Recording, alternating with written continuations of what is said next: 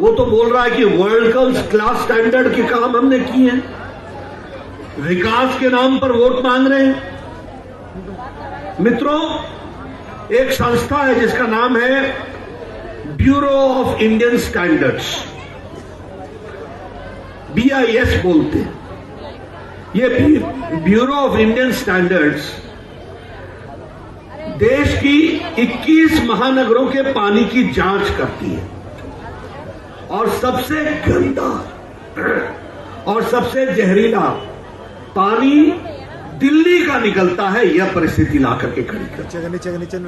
आप बताइए, ये इन्होंने वायदा निभाया कि वायदा खिलाफी की? वायदा खिलाफी की कि नहीं की? आप बताइए, इन्होंने कहा था कि नहीं कहा था कि यमुना का पानी मैं इतना साफ कर दूंगा कि गोते मारोगे, गोते? कहा था ना? यमुना का पानी साफ हुआ या खराब हुआ? आप बताइए, इन्होंने कहा था कि नहीं कहा था कि 500 नए स्कूल खोलूंगा? एक भी स्कूल खुला? शकुंतला जी के इलाके में कोई स्कूल खुला? हंसराज जी आपके इलाके में कोई स्कूल खुला?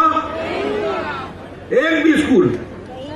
मेरे सांसद महोदय हंसराज जी एक स्कूल देखने गए तो वहां लगा हुआ था कि यह स्कूल टेम्पररी शिफ्ट कर दिया गया है।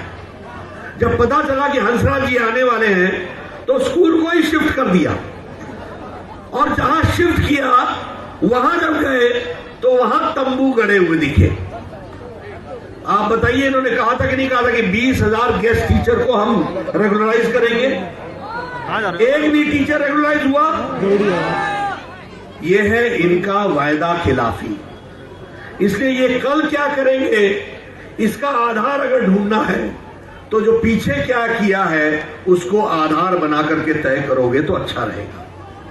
इन्होंने 1200 करोड़ रुपए इकट्ठा किया ग्रीन टैक्स के नाम पर, 1200 करोड़ रुपए ग्रीन सेस, और उसमें से 216 करोड़ रुपए खर्च किए, और 216 करोड़ रुपए में से ज्यादा पैसा एडवर्टीजमेंट पर खर्च किया, अपने चेहरे को लगाने में खर्च किया, इलाके की सफाई और प्रदूषण समाप्त करने में नहीं किया। आप बताइए, एक भी एयर प्यूरिफायर टावर लगा? एक भी लगा?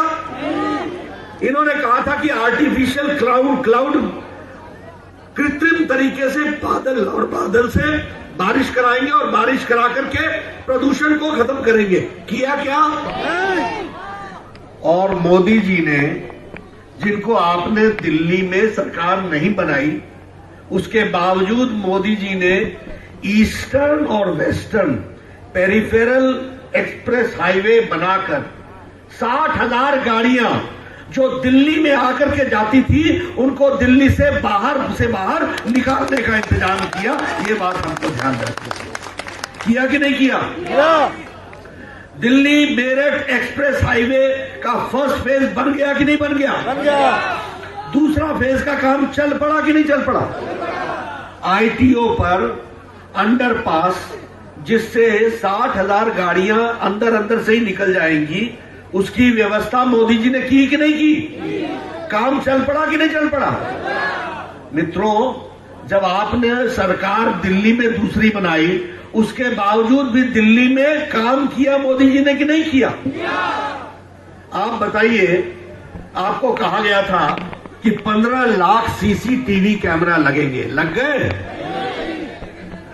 कल एक इंटरव्यू में पूछा तो केजरीवाल ने कहा कि ये अमित शाह जी की झूठ की फैक्ट्री है, और उसी वक्त केजरीवाल की तस्वीर के साथ पुराना फोटो आ गया, मफलर लगाए हुए, टोपी पहने हुए।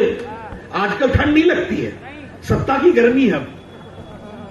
पहले बड़ी ठंड लगती थी, मफलर भी, टोपी, सब कुछ लगा के, और बोल रहा था क्या कि जब बराक ओबामा के लिए हम 15,000 CCTV लगा सकते हैं तो दिल्ली की माता बहनों के लिए 15 लाख CCTV कैमरा क्यों नहीं लगा सकते? तो ये झूठ बोला, और आज लग गए क्या? बोला था कि नहीं बोला था कि फ्री वाईफाई देंगे? आ गया फ्री वाईफाई? जो टावर पहले इंटरनेट चलते थे वो भी चलने बंद हो गए। मैं गलत तो नहीं बोल रहा हूं? ये स्थिति ला करके खड़ी की है। हाथी के दांत दिखाने के और खाने के और। इनके कर्म कुछ और है, सोच कुछ और है और बातें कुछ और हैं। अब अगर मैं आपको 2014 से 2019 की बात नहीं करता, मैं सिर्फ आपसे 2019 की मई की बात शुरू करूंगा। 8 महीने की कहानी। आपको मैंने उनका 5 साल का रिपोर्ट कार्ड रख दिया।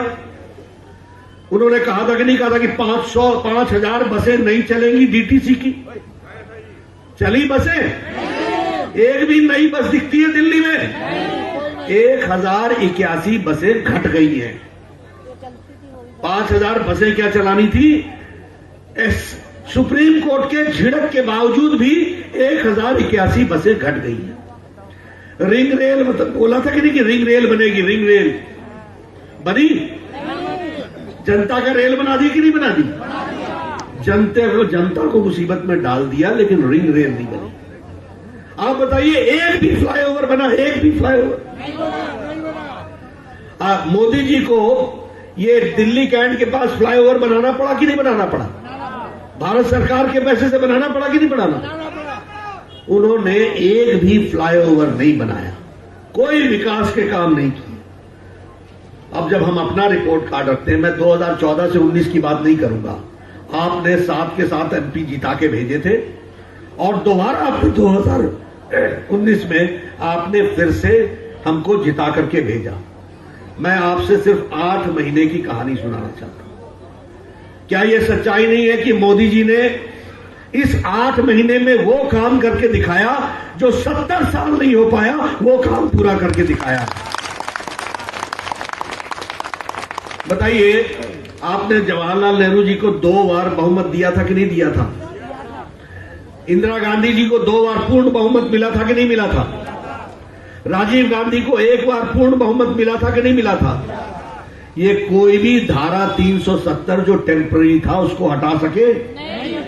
ये मोदी जी की इच्छा शक्ति थी जिसने धारा 370 को धाराशाही कर दिया। ये बात हमको समझना।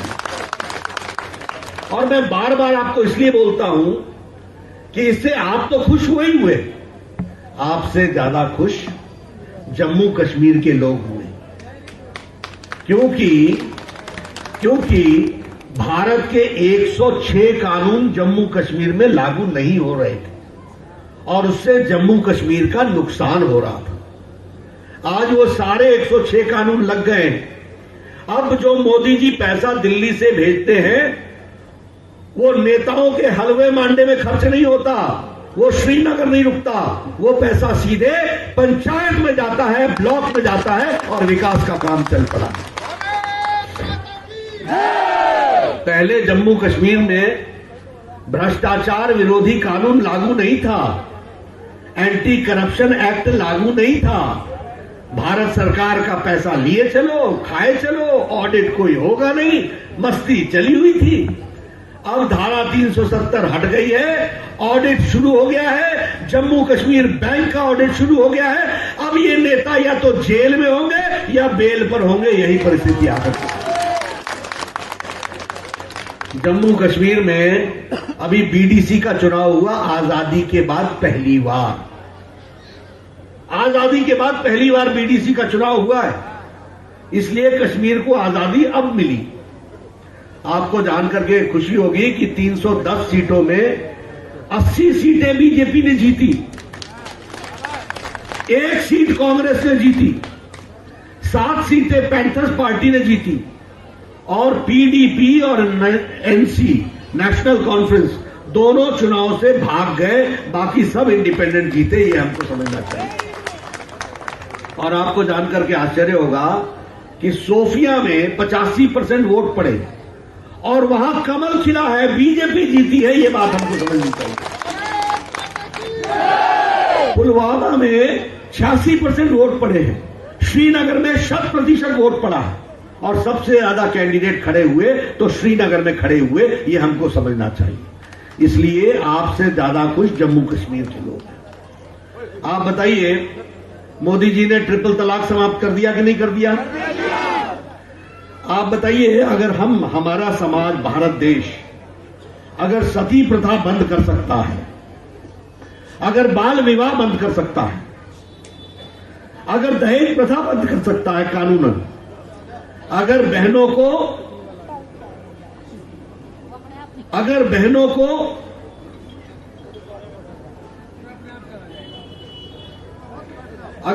को संपत्ति में बराबर का अधिकार कानूनन दे सकता है, तो ये 13वीं शताब्दी का लटकती हुई तलवार मुस्लिम महिलाओं पर ट्रिपल तलाक को हटाना जरूरी था कि नहीं था?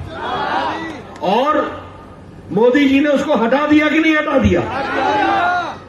और इसके बाद भी आपके ध्यान में डालना चाहता हूं कि पाकिस्तान में जो इस्लामिक देश है उसमें ट्रिपल तलाक कानूनन बंद है, बांग्लादेश में कानूनन बंद है, अफगानिस्तान इस्लामिक देश है कानूनन बंद है, टर्की इस्लामिक देश है कानूनन बंद है, सीरिया इस्लामिक देश है कानूनन बंद है, मलेशिया बहुतायत इस्लाम की है कानूनन बंद है, और हमारे देश में यह कानून चला हुआ था। आप बताइए, इसको समाप्त करना जरूरी था कि नहीं था? राम मंदिर का विषय 500 साल पुराना विषय था कि नहीं था? यही कपिल सिब्बल था ना जो बोलता था कि इसका फैसला लटकाओ, नहीं तो इससे बीजेपी को फायदा होगा। आपने यहां से हंसराज हंस को चुना, आपने सातों के सातों एमपी भेजे, आपने 303 एमपी बनाए, भारत सरकार ने सुप्रीम कोर्ट से गुहार लगाई और समयबद्ध तरीके से सुप्रीम कोर्ट ने राम मंदिर का निपटारा कर दिया। अब भव्य राम मंदिर वहां बनेगा, इस बात को हमको ध्यान रखना है।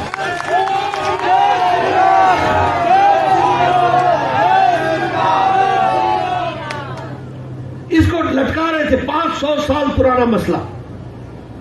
आपने एक मजबूत सरकार दी, मजबूत सरकार के मजबूत इरादे थे, सुप्रीम कोर्ट ने न्यायोचित अपना फैसला दे दिया, अब भव्य राम मंदिर वहां बन रहा है।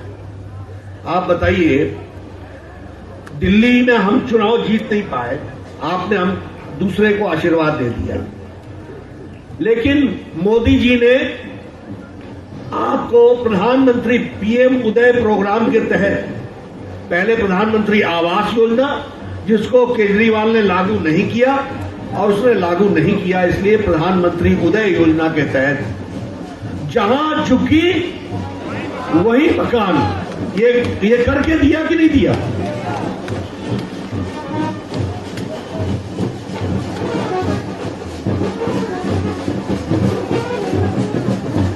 जहां झुकी वहां मकान।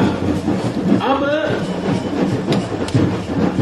भारत सरकार सारी झुकी झोपड़ियों में जहां झुकी वहां मकान, उसको पूरा करने के लिए